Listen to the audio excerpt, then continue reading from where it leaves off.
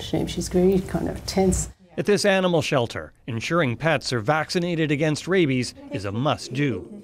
Good girl, it's all over. In Canada, pets are not the chief carriers of the disease. It's wildlife, especially bats.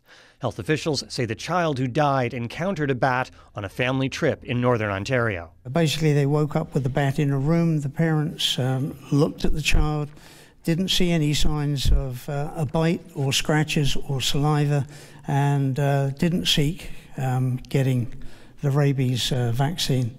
So unfortunately, that child is now deceased. It's quite rare for people to catch rabies in Canada. Since 2000, there have only been 4 other human cases, all of them contracted from bats. The problem with bats are their teeth are very small, bites are very small, and it's easy to miss them. And that's why the concern occurs when you've got a bat in a room, especially with someone that couldn't necessarily report a bite. The last person to die of rabies in Canada was Nick Major in 2019 after a bat collided with his hand on Vancouver Island. We really should consider every bat to be carrying rabies and stay away from it.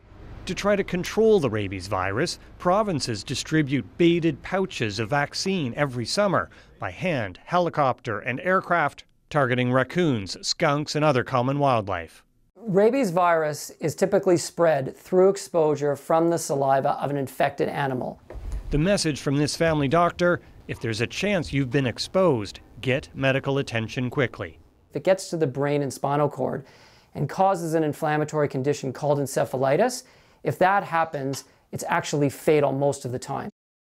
However, if an exposure is caught quickly enough, before symptoms start to appear, rabies treatment is nearly 100% effective. Ian?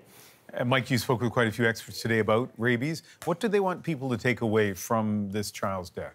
Well, first of all, that while this is clearly a tragedy for the family, people shouldn't live in fear of rabies because it is extremely rare in Canada.